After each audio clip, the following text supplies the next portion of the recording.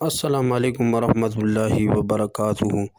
بسم اللہ الرحمن الرحیم۔ شروع اللہ کے پاک نام سے جو بڑا مہربان نہایت رحم والا ہے۔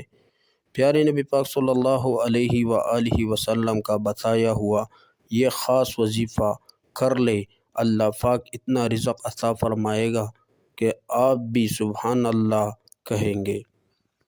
تنگی رزق سے ہر کوئی عاجز ہوتا ہے۔ اگر کوئی مسلمان یہ چاہے کہ اس کو کثیر تعداد میں رزق عطا ہو تو اس کو دعائے جبریل پڑھنی چاہیے۔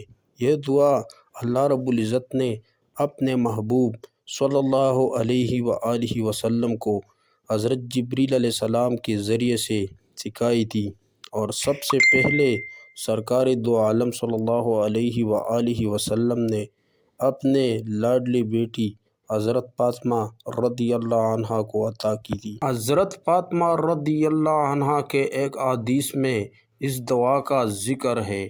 ایک روز حضرت فاطمہ رضی اللہ عنہ شدید فقر و فاقہ کی وجہ سے رسول اللہ صلی اللہ علیہ وآلہ وسلم سے عرض کیا کہ 1 ماہ ہو گیا، گھر میں چولہا جلنے کی نوبت تک نہیں آئی۔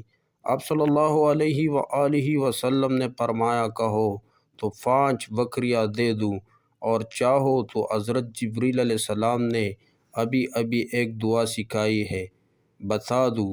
یہ دعا پڑھو، یا اول الاولین، یا آخر الآخرین، ذو القوۃ المتین، یا ارحم المساکین، یا ارحم الراحمین۔